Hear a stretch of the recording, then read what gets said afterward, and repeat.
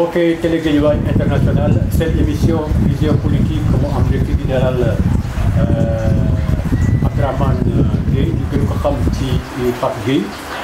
doon yëngatu ci mouvement associatif ci ASC Jaxaay surtout nekk na fa joueur nekk fa dirigeant ay at yu yàgg yu bare def lu bare aussi au sein de Ndiarème Limamoulaye sur le plan politique, sur le plan économique, sur le plan social participer ci activités yu bare tey mu nekk candidat à la mairie de Ndiarème Limamoulaye Pape Gueye nekk également secrétaire général du syndicat de l'Union démocratique des enseignants et enseignantes du Sénégal muy IDEM Pape Gueye vision politique mu ngi lay dalal jàmm. jërëjëf Mamadou mbégte la ak bànneex di daje ak yow ndax démb la woon comme ni nga ko waxee doomu Guédiawaye lañu di doomu Ndiarème Limamoulaye ma nekk jàngalekat nekk syndicaliste jiite Union démocratique des enseignantes et enseignants du Sénégal mais ma bokk aussi ci parti politique bu tudd LD Debout ñu nekk ñoo xam ne dañoo jàpp ne dëkk ci dëkk bi am na solo waaye dafa dëkk bi moo ko ëpp solo loolu moo tax bi ñu nekkee tout tànk ba léegi mosu ñoo jug ci du yëngatu ci lépp loo xam ne day jëmale suñu goxaat yi kanam ñu ngi ci loolu nag mooy samay illa yi engagement politique ba tey ji ma nekk candidat di dem ci bannière bokk gis-gis mais ab coalition la boo xam ne tey coalition parti yu bëri ak ay mouvement ñoo ko ŋànk xam naa loolu dinañ ci gën a ñëwaat suñu yéene ci biir waxtaan bi. bu ñu nee Abdourahmane Gueye ñu ne Pape Gueye ñu ne ASC Jaxaay lan moo leen lié ci ak ASC Jaxaay. waaw xam nga Jaxaay dama dëkk Angle Mousse fekkee bañ koy sos suñuy wayjur sos ko ñu bëgg ko nag lool ñu nekk fa jour nekk fa dirigeant secrétaire général def naa nekk naa ko fa lu tolloog fukki at ak juróom-ñett sogo dem ñu yóbbu ma ci zone ba ma nekk fa secrétaire général ma dem ODCAV dem ORCAV kon mën naa wax ne am naa jaar-jaar ci mouvement associatif man ak Jaxaay nous sommes liés nit boo fekkee ne da nga bokk ci mbir dafay am taxawaay boo ciy am man nag dama nekk nit koo xam du ma def demi mesure lu ma nekk rek dama ciy dem ba jeex loolu moo taxan dama demoon ci Jaxaay ba jeex ci takk loolu moo tax tamit Jaxaay delloo ma njukkal tey soo duggee Angle Mousse soo ñëwee Jaxaay ñu ne la Pape Gueye ñu ne la Modou Gueye ñu ne la Mbaye Niang yow mi tax da lay wax parce que ñun ñoo téye woon ku mel ne Bella Sané ak ñeneen ñoo téye woon équipe bi ba tey suñuy rak suñuy jarbaat téye ko te wax dëgg yàlla jéppiwuñ leen parce que niñ ko téye woon tey ñoom aussi ñu ngi ko téye nu ko raw rek xëy na mu nekk nag une histoire parce que ñun dañu mës a privilégier l' aspect culturel l' aspect formation naa ne bokk nañ ci ASC yi nga xam ne dañ daan organiser ay cours de vacances pour accompagner le niveau d' étude de nos petits frères de nos neveux moo tax tey jii gàcce nga laama Jaxaay regorge de cadre yal na yàlla xeb doole. tey jii nga nekk candidat à la mairie de Ndiarème Limamoulaye mën nañu xam lan moo waral loolu lu tax nga bëgg a nekk candidat à la mairie. waaw xam nga nee naa la nit ku nekk da ngay am sa yoon man yàlla dafa def bi ma juddoo ba léegi yàlla dafa nekk ma nekk un épris de justice de démocratie ma nekk koo xam ne bëgguma fekkee fu ñuy néewalee nit nekkuma koo xam ne damay toog di seetaan tamit loolu mooy suma engagement ci mouvement associatif bi mais engagement boobu laa am aussi sur le plan politique mën naa wax ne je n'ai que 2 familles ou 3 ma famille biologique ñi ma meññi sama famille politique ak famille quartier bi loolu moo tax lépp loo xam ne jàpp naa ne lii su ma ci dugalee sama loxo dinaa ko indil un plus-value dama ci dugal sama loxo kon lii du guléet bul fàtte ne sama engagement politique moo taxan ma nekkan le mandataire de Benno Siggil Sénégal sur le plan départemental ànd si ak Pape Demba Seck ñu amoon nag taxawaay bu mat sëkk ba loolu moo jur Benno Bokk Yaakaar mais soo gisee ma njëkkan samp sama ndënd pour la première fois ber sama daara booba dafa am loo xam ne man loolu laa gëm te ci laa nekk te man du ma waxantu du ma defantu biñ ñu bëggee imposer Aliou Sall man bokkoon naa ak ñi wax ne loolu d'accord ma si man du man kese ak ñeneen alors ñu waxtaan suñu biir sama kër ne loolu dañ si am taxawaay mais malheureusement ba ñu tënkee li ñu tënk ñaari fan après mu am ñoo xam ne tey c'est des leaders nationaux mais je me garde de citer leur nom parce que si télévision lañ nekk mais ñu renoncé li ñu waxante woon ne ñoom dañu bëgg dem à la conquête en tout cas de leur direction de parti et que suñu entamé peut-être bataille bi xëy na du ñu mën a jot li ñu bëgg ñu renoncé mais man ma continuer def sama liste génn si Benno Bokk Yaakaar def sama liste gàcce ngaa laa ma nit ñi nag gëm li ma nekk jàppale ma si parce que bu leen fàtte ne man maa génnoon 3e derrière la coalition du PDS qui avait gagné ak 2028 voix Benno Bokk Yaakaar topp si ak 2008 voix nga xam ne 20 moo taxoon seen diggante ma ñëw 3e kon xëy na su ma àndan ak waa Benno Bokk Yaakaar xëy na ko ñoo daan gagné bon ñu daal di continuer si liggéey boobu teewul tamit ñu ngi woon si mouvance bi ba suñu parti dàquñu parce que ñun gëmuñu ànd ak nit di ko jay li ñu gëm mooy suñu ànd ak yow dañuy waxante dëgg. sa parti mooy LD. LD la woon ñu nekk si biir ñu gis ñuy doxalee noo xam ne ñun d'accord ñu si mooy lu waa nguur gi def rek parce que xëy na yaa ngi si biir nga ne gàcce ngaa laama nga ne gongo nga tàccu ma ne non ñun du doxee noonu. su fekkee liñ def baax na nañ ne baax na mais bu ñu jàppee ne liñ def baaxut nañu am ngor wax ne lii kat ñu def baaxut si ginnaaw nag ñuy wax loolu ci la ñu dàqee 13 ñu dàq man ci laa bokk mais ñun ñu jàpp ne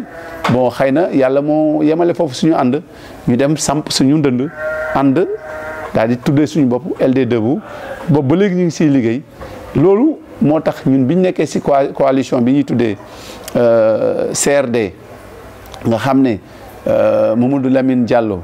ak suñu parti ak Thierno Alassane ak juge Dem ak Ibrahima Fall bu taxaw temm ñoo ko sos ñu nekk si boobu ba léegi di contribuer à notre façon pour l'avènement de la démocratie ba élection yi ñëw ci la ñu defee benn kuréel bu mag waa PDS fekk si ñu waa jot na fekk si ñu ak yeneen personnalité ñu daal di tudd suñu bopp wallu mu nekk coalition bu mag coalition boobu nag gox-goxaat boo dem am na fa ñun nag dañu fekk tax fii si Guédiawaye si Ndiarème Limamoulaye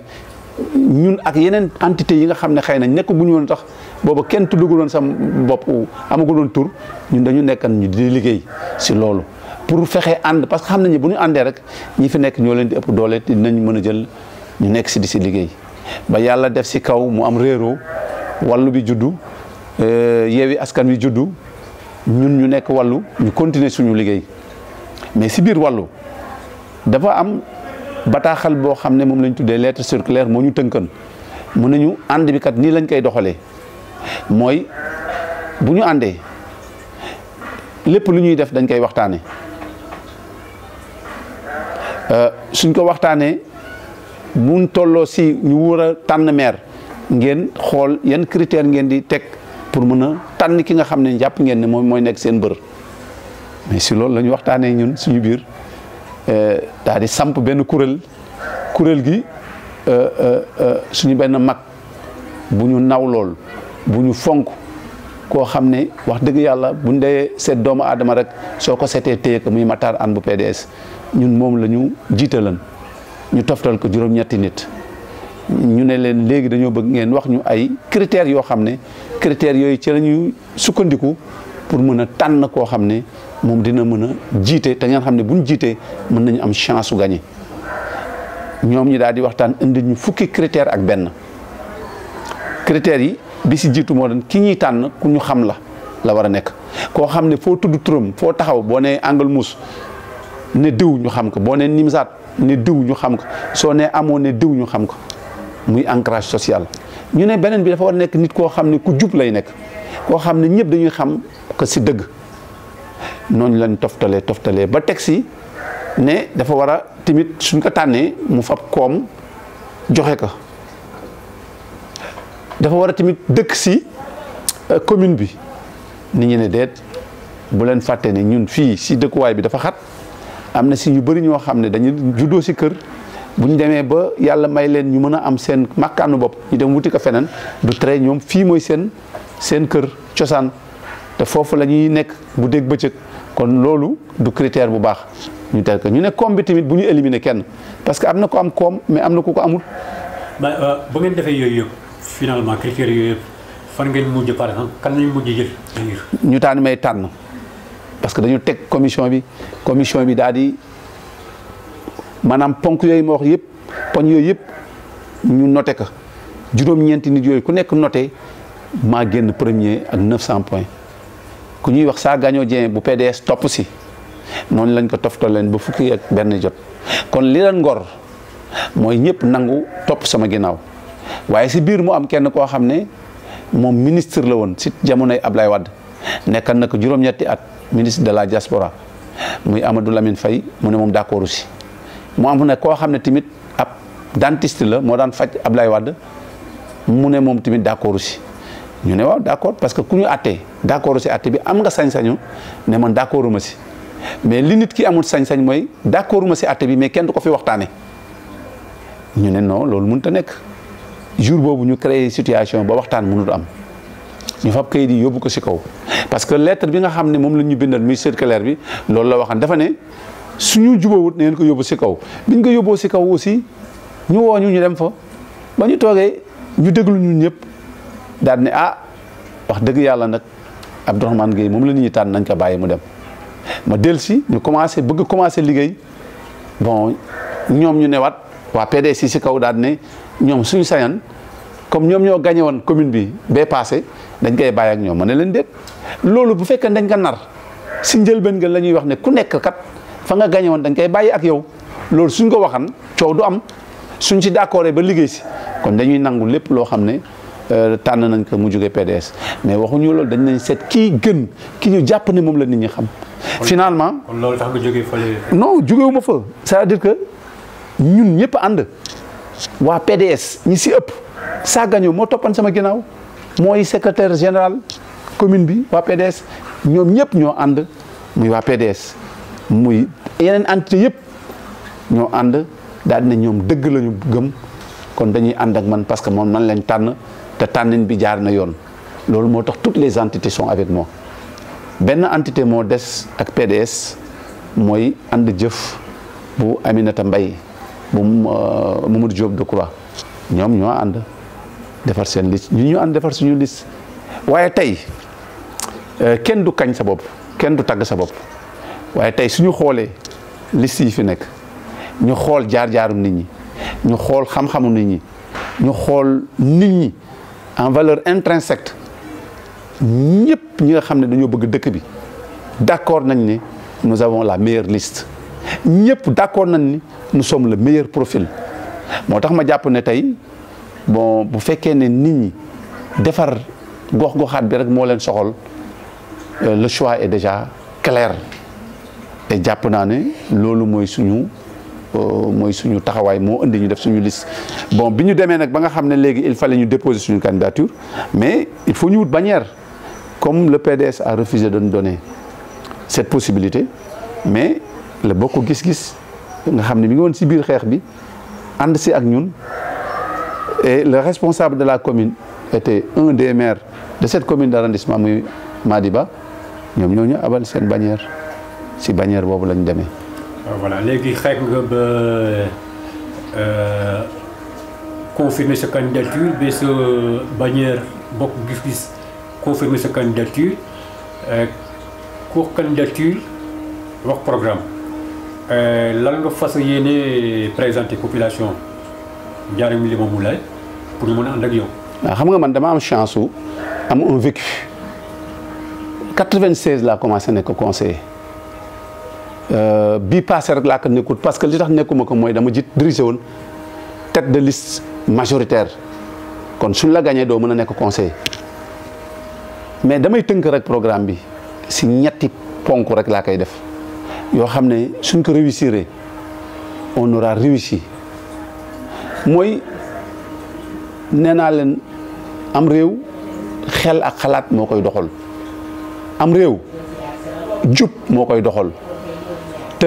ñu ñi ñëpp ku si nekk sa alal mooy sa njaboot kon li nga xam ne boo ko defalee ñëpp boo ko defee defal nga ko ñëpp mooy nga dugal sa loxol si école bi li tax ma wax mooy dañu seet ne maire yi si ëpp dañuy dem wuti koom def seen poche ànd ak ñi leen di way di leen kañ di leen tëgg ñu leen di may ñetti junni ñeenti junni mais loolee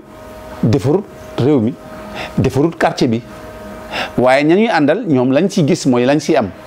waaye école tey boo si dugalee sa loxo mel na ne defal nga ko ñëpp te li ñu gis mooy maire yi wax dëgg yàlla toppatoowuñu école bi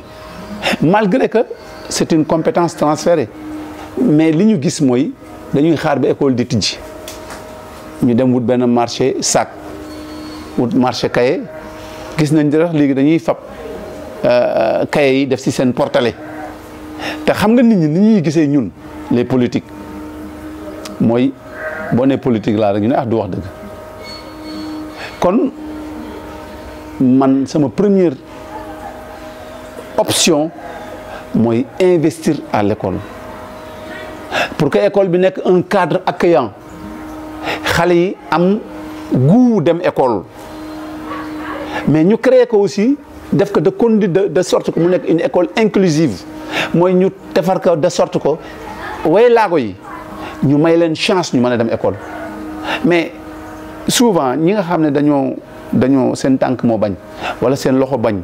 xam nga ah mais ñooñu dañuy gis ne tey dañuy am jafe-jafe pour dem ci école bi parce que duñ leen may condition mais tey école yi dafa war a nekk des écoles inclusives ñu def ay rampe yoo xam ne xale yi dañ fa mën dem gaanuwaay yi ñu def ko ba nga xam ne ñoom bu ñu demee nañ mën a yóbbu seen bopp parce que mais boo demee dans les pays européens mais dans les bureaux vous trouverez des gens yoo xam ne dañuy si roule kii lañ nekk roulant la ñuy demee mais c'est des cadres donc seen xel dara nekku si seen xel feebarut ñooñu aussi loolu man j'en fais un challenge ñi ma àndal nous en faisons un challenge. beneen axe bi c'est la santé ñun jàpp nañ ne tamit le soin primaire dafa war a accessible à tout le monde tey da ngay gis koo xam dafa feebar mais boppam day metti mais daf koy soofantal parce que li mu yore day naan man de kat bu ma demee hôpital dañ may bindal ordonnance te su ma ko jëndee njaboot gi duñu lekk kon ñi nga xam ne seen loxo jotut seen ginnaaw dañu war a fexe ba ñooñu wax dëgg yàlla suñu feebaree bu ñu demee hôpital ñu mën leen defal les premiers soins loolu aussi mooy sama deuxième axe. troisième axe bi mooy sécurité parce que li ñu gis mooy borom kër bu xëy dem tant que dellusiwoo sa njaboot seen xel du daal moom mi dem bàyyi fi njaboot gi xelam du dal tant que dellusiwut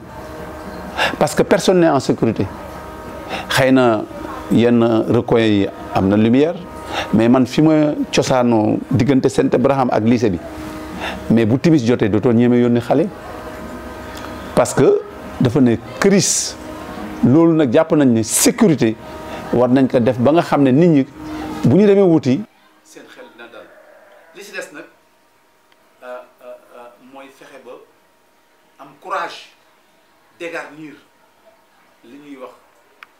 les voies publiques parce que y a une occupation anarchique en tout cas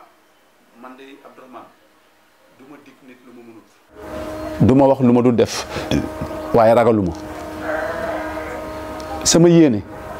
mooy fexe ba Njaareem Limamoulaye bokk ci communes yi nga xam ne communes yi nga xam ne yi gën a mucc ayib la am nañu carnet d'adresse bi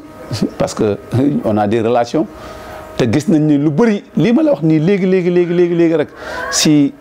xale yi nga xam ne ay handicapé lañu te dañuy am jafe-jafe pour dem fële pour dem école mais am nañ ay déjà ay partenaires yoo xam ne mais ils sont prêts à nous accompagner te ñun incha allah rabi bu ñu amee suñu demee ba nekk ko dañ créer conditions yi dañ indi partenaires yooyu kon y a beaucoup d'opportunités ici yoo xam ne mën nañu ko exploiter au profit des populations te incha allah rabi loolu dinañ ko bind tax bataaxal bu gën a leer tey jii fii ma jógee fii dañuy dem réunion pour finaliser loolu ma fi wax jarul guddal lu tuuti lay nekk mais lu am njëriñ lay nekk pour askan wi. Njaareem li moom lay bari na ay candidats 4 wala 5 wala 6 candidats pour yow candidats yooyu yëpp malgré seen background seen objectif ak seen pouvoir bu ngeen sampee yéen seen dënd yooyu ñëw si kaw. 11 candidats moo fi nekk mais 11 candidats yi fi nekk yëpp koo si jël fi ma jaaru fa man dama mbapat man bi ma nekkee tout tànk ba léegi dama ñafe sama àdduna et ça n'a pas été évident parce que je suis issu d'une famille très démunie mais malgré loolu dama xeex ñafe kenn musul ne Abdourahmane yaa jël sama yëf kenn musul ne Abdourahmane yaa wax loo warta wax maanaam dama set wecc boo taxawee nga ne Abdourahmane ñu ne la moom vraiment même ñi nga xam ne bokkuma ak ñoom parti xam nañ ne man nit ku maanaam bëggut ci yëfu jàmbur dara te li ma soxal rek mooy même bu ñu àndut man ak yow soo nekkee si dëgg ma nangul la ko man loolu laa gëm te gëm naa ne loolu même candidat yi ñoom xam nañ ne tey Abdourahmane quand même c'est un candidat qui est là parce que ñoom seen bopp dañ koy wax waaw te loolu muy dëgg waxuma ko pour kañ sama bopp mais dama ko wax parce que dama fighting maanaam dama nekk si syndicat bi di jàngalekat di xeexal jàngalekat yi dama nekk si quartier bi di xeexal quartier bi dama nekk si dëkk bi politique bi di xeexal nit ñi je n'ai jamais rien demandé pour moi tout ce que j'ai eu je l'ai partagé avec les autres xam nga donc noonu la ma yàlla bindee noonu lañ ma yaree parce que sama waajur mi ngi si dëgg maa ngi si safaan bi daf ma doon wax nit du xaar ba man soog a def donc man valeur yooyu ñu ma inculqué bon yooyu laa màggaaleel te loolu laa bëgg partager ak nit ñi mooy nit du yow kese nit yow ak ñeneen la soo amee da ngay bokk ak ñeneen te man xam naa ne war naa mën a relever le défi parce que am naa potentialité yi te ñi ma àndal wax dëgg yàlla koo si jël ñun kese ñoo am liste boo xam ne am na ancien président de l'ODCAV Fadel si suñu liste la nekk suñu liste am na ancien maire te Madiba li mu fi def amul fii beneen maire bu ko fi def Madiba li mu def fii si Njaareem Limamoulaye beneen maire def humilité am modesté am ce n'est plus à démontrer suñu liste moo am secrétaire général national d'une organisation de l'une des organisations les plus puissantes du Sénégal ça veut dire que ñun nous savons dañu am ay potentialité ay ressources humaines de qualité ñu am ay nit yoo xam ne maanaam foo leen tuddee rek dañ naan la ah diw mi kat ku am caac la ku am ñam la maanaam ku am njëriñ la kon te on peut les compter dañu bëri. mais actuel maire bi par professeur Mor Waré Gueye sa doom baay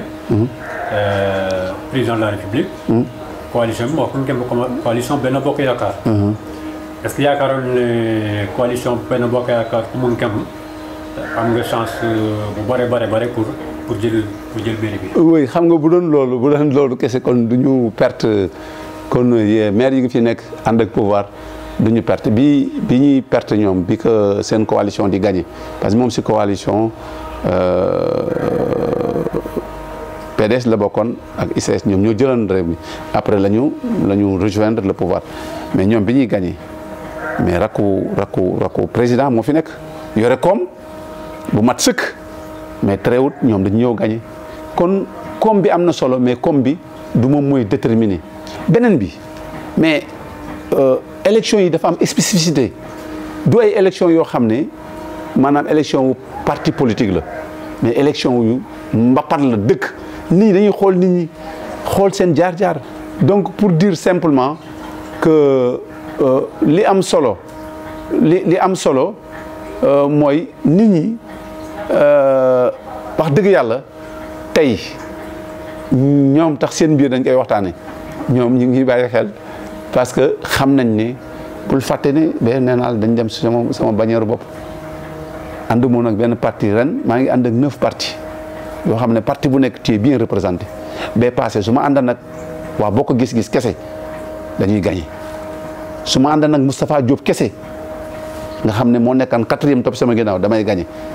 waaw ñooñu boo leen boolee tey ñoom ñëpp nga boole leen si même liste Moustapha Diop bul fàtte ni si ñun la àndal kon waa PDS ñi si ëpp ñi ngi ak ñun Fadel mi ngi fi Sa Gagno Dieng mi ngi fi Boubacar Koli mi ngi fi Pape Faye mi ngi fi Dank mi ngi fi. mais sa relation ak population bi bu ñu jëlee par exemple Angle Mousse ba relation nga am ak ñooñu ba yaakaar ni pratiquement ñu fa nekk ñëpp bon war nañ la voter par exemple. non xam nga Angle Mousse c'est une histoire man ak ñoom et j'ai été fortement séduit je suis resté un moment dew ma fa parce que je suis un gentleman ki fi nekkat maire suma grand la sama relation ak moom dafa weesu man ak moom parce que yaayam la woon ak suma yaay. oui kon moom bu ñu demee élection mu gagné man waruma ko gêner loolu moo tax benn moment tax dama toogan nit ñi dañ ma doon woo mais bugguma ñëw xajamal ma dama retraité woon mais malgré li ma toog mais accueil bi ma am si quartier bi ancrage bi ma am si quartier bi daf may wan ne waa quartier bi gëm nañu Abdourahmane te loolu mën naa ko liggéey ak ñoom parce que man nit laa boo xam ne dama fonk doomu aadama nit laa boo xam ne dama am yëg-yëg si doomu aadama nit laa boo xam ne man lu ma am dama koy bokk ak doomu aadama yi non Angle Mousse votera pour Abdourahmane Gueye et ma Angle Mousse a déjà voté pour Abdourahmane Gueye tey soo xoolee tey mën naa la wax ne foofu ña fa nekk maanaam ñi si ëpp boo leen ne wax dañ la Abdourahmane Gueye muy suma mag yi muy suma morom yi muy suma moromu rakk yi. Ablaye Ba foo koy classé. bon man ak moom vraiment dafa mel ne yàlla ak yàlla mel ne yàlla ak yàlla quoi bokkuñu jaar-jaar au passage maa ngi ñaanal waay juróom bi yàlla na ko yàlla yërëm xare ko àjjana ku amoon une vision politique ku amoon une relation man mu defan ma doomam c'est tout le contraire de Ablaye xasuma ko quoi. mais waaw non c'est tout le contraire parce que vous savez en politique il faut jamais insulter les autres il faut jamais négliger les autres il faut toujours respecter tout le monde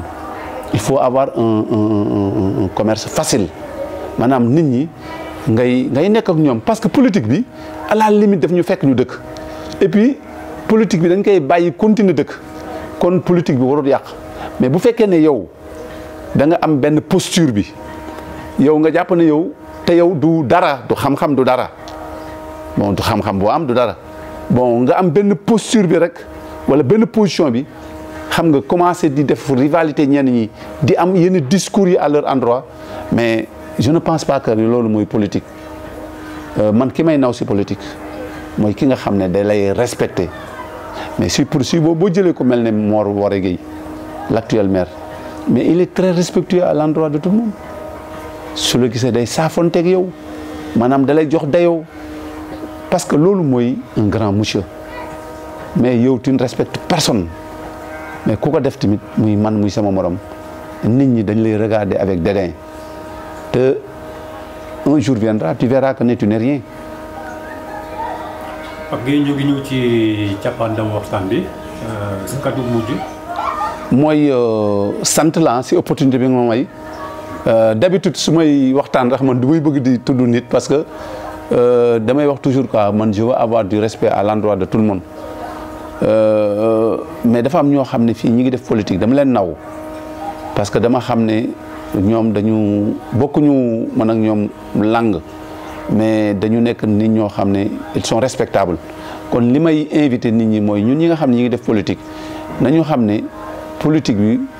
c'est un moyen c'est pas une fin en soi ñu gën a rataxal suñu diggante mais aussi bon ñu bàyyi parloo bu fës bi nit mën nga ànd ak moom mais bu dëgg jotee nga wax ko quoi parce que yàlla dëgg la bëgg yéen aussi ma dina ñaanal yàlla may leen fan wu gudd ak taxawaay parce que li ngeen di def nii dafa am solo li ci des et loolu vraiment pour man c'est une préoccupation parce que j'ai peur pour mon pays su ma duggoo ci réseaux sociaux yi ma gis ni gars yi di def di yàq nit di créer ay situations yoo xam ne pour yàqal nit rek damay xaw a tiit ma gisee nit ñi di saagante damay tiit Mamadou on était ensemble